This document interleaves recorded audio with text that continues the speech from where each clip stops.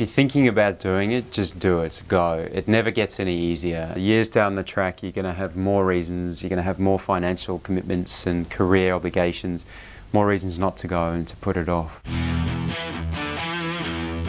Be flexible. Things can and often do change at the last minutes. The date of departure will probably change, and even the destination may change.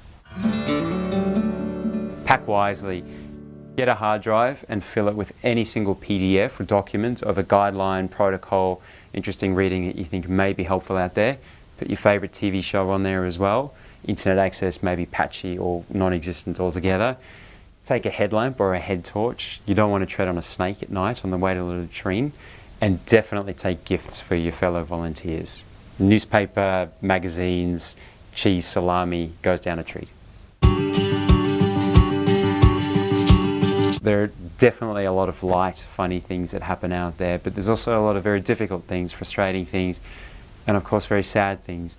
And I think invariably the people that can laugh these things off or sit around and have a laugh with their colleagues tend to do better and cope better. Read as much as you can about the context before you go. You probably won't have time when you're out there, and I think understanding the historical and cultural context to some degree before you go make it infinitely easier for you and your colleagues. Pray or meditate or accrue good karma or flirt with someone in human resources. Do whatever you can, whatever works for you, to make sure that you get posted with good colleagues, because this really is the make or break thing out there. You're going to spend every single meal and every single day off and evening with the same handful of people for months and months on end. Obviously you can't choose them, but I think being aware of the fact that this can be tricky is a good thing. When you first arrive in the field, just observe, just stand back and watch and listen. There's such a temptation among volunteers to rush in and start fixing all the problems that you can see and the way that people are doing things out there. But very often there are good reasons that these things are happening.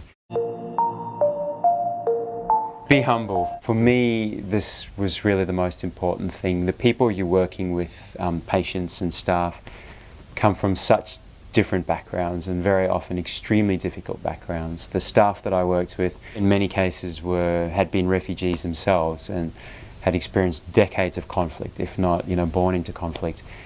And I think that's something to really keep in mind. There's times when you get frustrated with the way they do things.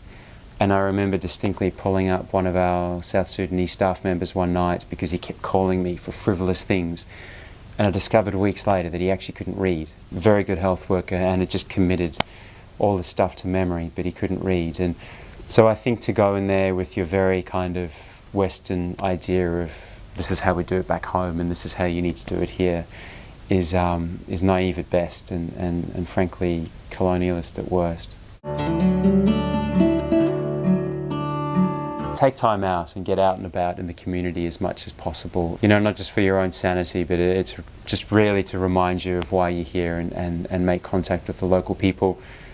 I remember every evening on my first posting we used to walk on the one road we were allowed on down to the river in town.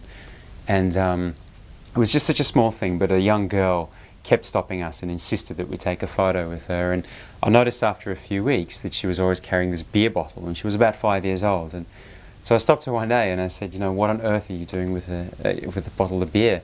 And she just smiled and in all sincerity said that this wasn't a beer bottle, this was her doll. And there was a tuft of synthetic hair jammed into the top. And just those little moments, I think, really sort of drive home more than any images in the hospital or any conversations, just drive home what these people are living with. Expect to be single for a while. Working in these isolated conditions with small groups of people is not particularly conducive to finding your life partner. That said, when I was working for 6 months with a team of 4 people, we had 2 sets of visitors, and one of my colleagues is now married to one of those people.